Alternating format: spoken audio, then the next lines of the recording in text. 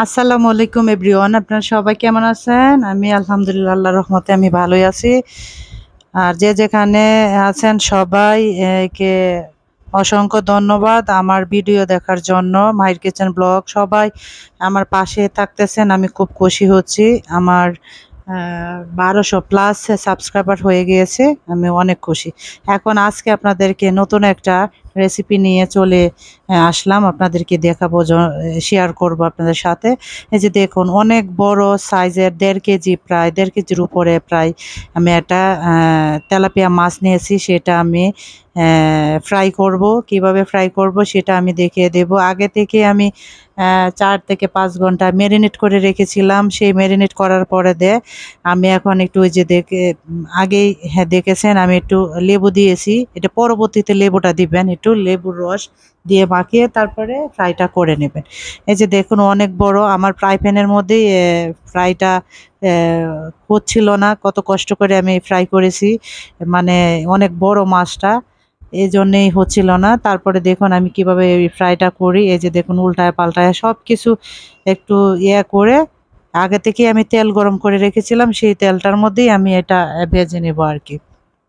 এই যে দেখুন কত সুন্দর হয়েছে আমার মাছের যে কালারটাও দেখেন। ম্যারিনেট করে রেখেছিলাম অনেকক্ষণ, ফ্রিজে রেখেছিলাম। সেটা নর্মালও আপনারা রেখে রাখতে পারেন, আবার আবার সরাসরি আপনারা ভেজে নিতে পারেন। তবে কি, ম্যারিনেট করে রাখার পরে যখন মাছটা ভাজবেন, কি যে স্বাদ হয়, কি যে মজা হয়, সেটা আপনারা না খেলে, না রাখলে বুঝতে পারবেন না। এতটাই টেস্টি, এতটাই মজা হয়। এটা আমি প্রায়ই অনেক সময় এটা আমি করি। তারপরে আমার ছেলে মেয়ে আবার পছন্দ করে, আমার হাজব্যান্ড পছন্দ করে এই মাছ ফ্রাই করে তারপরে সব কিছু একটু সাজিয়ে গুজিয়ে তারপরে মাছটা খাওয়াটাই অন্যরকম টেস্টি। এই যে দেখুন, লেজটা আমার অনেক কষ্ট করে এবার দিয়েছি, মাথাটা উপরে করে দিয়ে দিছি। যে দেখুন, আমার মাছটা বাছতে যায় অনেক কষ্ট হয়, তবু আপনাদের সাথে আমি শেয়ার করতেছি। যে উল্টিয়ে দিলাম, উল্টানোর পরে দেখুন এই যে মাছের গা থেকে একটু হালকা চামড়াগুলো উঠে গেছে। দেখুন কত সুন্দর। এভাবে আস্তে আস্তে আর অনেকেই মাছ ভাজে, আবার মনে করেন যে কোনো রেস্টুরেন্টে বা দেশের বাইরে খাওয়া দাওয়া করলে তখন মাছগুলা কাঁচা থাকে, তখন ভালো লাগে না। আর আমি বাসায় একদম ঘরোয়াভাবে যেরকম ফ্রাই ফ্রাই করে সেরকম ভাবে আমি। আর এখানে কি দিয়েছি সেটা আমি আপনাদেরকে দেখাইনি। সেটা হলো আপনার হলুদ, মরিচ, লবণ, তারপরে একটু জিরের গুঁড়ো, আর একটু গরম মসলার একটু পাউডার নিয়ে নিয়েছিল আর কি। সেটা নিয়ে তারপরে ম্যারিনেট করে রেখেছিলাম।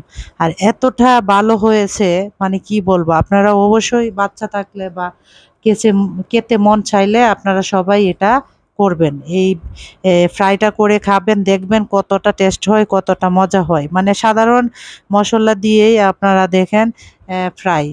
সেন্ট মার্টিন গিয়েছিলাম, সেন্ট মার্টিনে মানে একটা মাছের দামে 1200-1300 টাকা এরকম বারবিকিউ করে দিয়েছিল, কিন্তু এতটা ভালো লাগে না।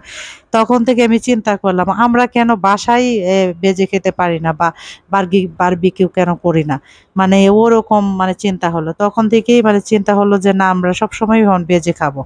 বাইরে মাছগুলো অনেক সময় ভালো লাগে, অনেক সময় ভালোও লাগে না, কিন্তু অনেকগুলো টাকা যায়। কিন্তু যারা খায় তারা জানে যে একটা মাছের দাম কত, কিভাবে। কক্সবাজারও ওরকম সেম। এই যে দেখুন কত, আর কক্সবাজারের সি ফুড গুলা অনেক ভালো, খেতেও ভালো লাগে। অনেক সময় আসলে অনেকেরই ভালো লাগে না অনেক খেতে। এই যে দেখুন, আমি উল্টায় পাল্টায় মানে চেপে চেপে তারপরে মনে করেন যে ওইটা মাছটা আমি ভালো করে ফ্রাই করে নেই।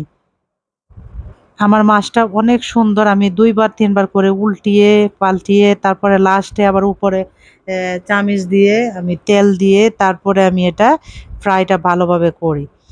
মানে এত কষ্ট হয়, মানে জায়গা আটে না, তারপরেও আমি এইটার মধ্যে এইভাবেই বেজে নিলাম। আমার বাসার মধ্যে এত বড় কড়াই নাই যে এত বড় মাছ ভাজার মতো। এই যে দেখুন, ফ্রাই প্যান গুলা তো জানেন এই যে কতটুকু বড় হয়। এখন আমি একটু উল্টায় দিয়েছি, দেখুন কত সুন্দর। এখন আমি যে একটা চামিচ নেব, চামিচ নেওয়ার পরে আমি এই মাছগুলার উপরে গরম তেলটা আমি আস্তে আস্তে করে ওরকম করে দিয়ে নিব। আপনারা সবাই এভাবে করবেন। আর মাছ কাঁচা থাকলে আসলে কেউই খেতে চায় না, ভালো লাগে না, খুব খারাপ লাগে মাছ কাঁচা থাকলে, সত্যি কথা। আর যারা মাছ কাঁচা বা ওরকম ভাবে খায়, আসলে এটা ঠিক না। প্রত্যেকটা জিনিস ভালোভাবে সিদ্ধ করে খাওয়াটাই উচিত। এগুলার মধ্যে ব্যাকটেরিয়া জীবাণু থাকতে পারে। এই জন্যেই ভালোভাবে মাছটা আমি ফ্রাই করি, করার পরে যে দেখুন আরো চেপে চেপে আরো কতক্ষণ আমি ভেজে নিই। ভেজে নেওয়ার পরে যখন দেখি যে না মাছটা ভিতর থেকে মোটামুটি হয়ে গেছে বা একদম হয়ে গেছে, তখন আমি এটা নামিয়ে ফেলি। তারপরে দেখুন ভিতরে ওইভাবে তেলটা আমি দিয়ে দিচ্ছি। তেলটা দিলে কি হয়, গরম তেলটা দিলে ভিতরে যে আর একটু ইয়া থাকে তখন ওটা মানে ভাজা হয়ে যায় আর কি। এটা আসলে আমি কেটে নিয়েছিলাম ওইরকম করে, টুকরো টুকরো করে ওইরকম মাছটা। এখন আমি উঠিয়ে ফেলতেছি। দেখুন এর ফাঁকে আমি আরেকটা রান্না আমি আপনাদেরকে দেখাবো একদম সহজ পদ্ধতিতে। আপনারা সবাই ঘরে বসে থেকে এই কাজগুলা করতে পারেন, খেতে পারেন। এই যে দেখুন আমি এটা কি বসিয়ে দিয়েছি। এটা হলো তাই স্যুপ। তাই স্যুপ বাজার থেকে যে তাই স্যুপটা পাওয়া যায় সেই প্যাকেটটা নিয়ে আসবেন। প্যাকেটটা নিয়ে আসার পরে আপনারা পরিমাণ মতো ২ কাপ বা ৩ কাপ যতটুকু যে খাবেন ওরকমভাবে ২ কাপেই পানি দিবেন। দেওয়ার পরে দেখেন চুলাতে বসিয়ে দিবেন। এর ফাঁকে আমি একটা এটার মধ্যে নুডলস দিলাম। তাহলে স্যুপ নুডলস হয়ে গেল। একদম স্যুপ নুডলস হয়ে গেছে। এত টেস্ট হয়, এত মজা হয়, মানে বোঝানোর মতো না। মানে আপনারা এটা ট্রাই করে দেখবেন। আর এর সিক্রেট এটা উম এ ঝালও না আবার মিষ্টিও না। আমি হালকা একটু ১ চামচের মতো চিনি দিয়ে নেই। আমার বাচ্চারা যেহেতু আছে এইজন্যে এইভাবে। দেখুন আমার স্যুপটা মোটামুটি হয়ে যাচ্ছে। স্যুপ তো ২ মিনিটে ৩ মিনিটেই হয়ে যায়। দেখুন কত সুন্দর করে আমি স্যুপটা বানিয়ে ফেললাম।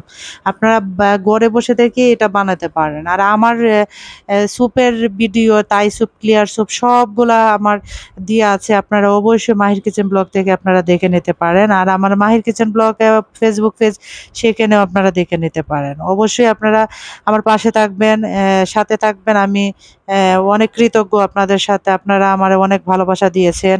অনেক সাবস্ক্রাইবার মোটামুটি আমার ১২০০ প্লাস হয়ে গেছে, আগেই বলেছি।